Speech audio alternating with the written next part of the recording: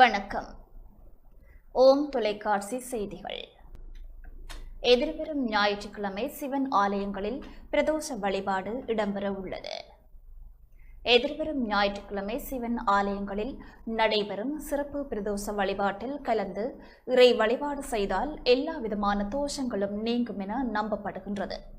அந்த வகையில் பிரதோஷ வழிபாடு தொடர்பில் சர்வதேச இந்து மத குருபீடாதிபதி சபரிமலை ஸ்ரீ சாஸ்தா பீட குருமுதல்வர் மகாராஜா ராஜகுரு ஸ்ரீ ஐயப்பதாச சாம்பசிவ சிவாச்சாரியார் விளக்கம் அளித்தார். ஓம் தொலைக்காட்சி நேயர்கள் அனைவருக்கும் சர்வதேச இந்து மத குருபீடத்தின் இனிய வணக்கங்களும் நல்லாசிகளும். வருகின்ற ஞாயிற்றுக்கிழமை 12/7/2026 அன்றைய தினம் இந்த சாயங்கால வேளையிலே பிரதோஷ காலத்திலே சிவன் ஆலயங்களிலே நடைபெறுகின்றதாகிய சிறப்பான பூஜைகள், வழிபாடுகள், நந்தியம்பெருமானுக்கு அபிஷேக ஆராதனைகள், நந்தியம்பெருமானுக்கு நடைபெறுகின்ற பூஜைகள், வழிபாடுகள், பிரதோஷ உற்சவங்கள் இவையெல்லாம் இந்த சிவன் கோயிலில் நடக்கும். அவ்வாறான வழிபாடுகளை நாமும் கலந்து இந்த பிரதோஷ கால விரத பூஜை வழிபாட்டிலே பிரார்த்தனைகள் செய்கின்ற பொழுது சகலவிதமான தோஷங்களையும் நீக்கக்கூடியது இந்த பிரதோஷ விரதம், இந்த பிரதோஷ காலம்.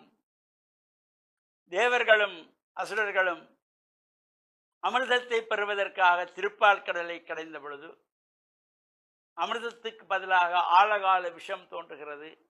செய்வதறியாது திகைத்த தேவர்கள் சிவனிடத்திலே இவற்றை சொல்ல வேண்டும் என்று அங்கும் இங்குமாக அலைந்து திரிகிறார்கள். இறைவனிடத்திலே முறையிடப்படுகிறது.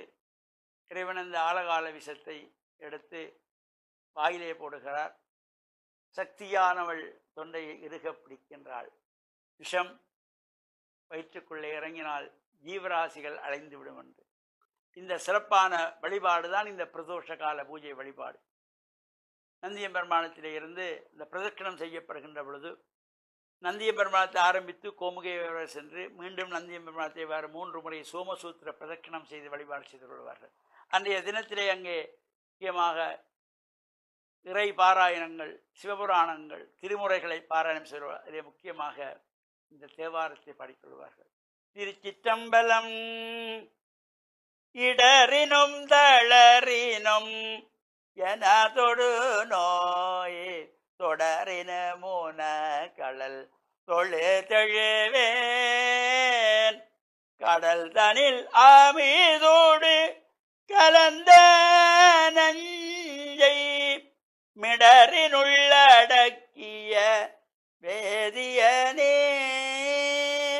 இதுவோ எமையாளுமாறு ஈவதொன்றமர்க்கில்லையே அதுவோ உனதின் அருள் ஆவடி துறை அரணே.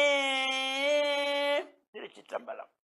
இவ்வாறு இந்த பிரதோஷ காலத்திலே நாமும் சிவனாலயங்களிலே சென்று பிரதோஷமூர்த்தியை வழிபாடு செய்து பிரதோஷ உற்சவத்திலும் கலந்து இறையருளை பெற்று மண்ணில் நல்ல வண்ணம் வாழ ஓம் தொலைக்காட்சி நேயர்கள் அனைவருக்கும் சர்வதேச இந்து மத குருபீடம் அகில இலங்கை சபரிமலை சாஸ்தாபீடத்தின் சார்பில் நல்ல ஆசிகளை கூறிக்கொள்வதில் மன மகிழ்வு கொள்கிறோம்.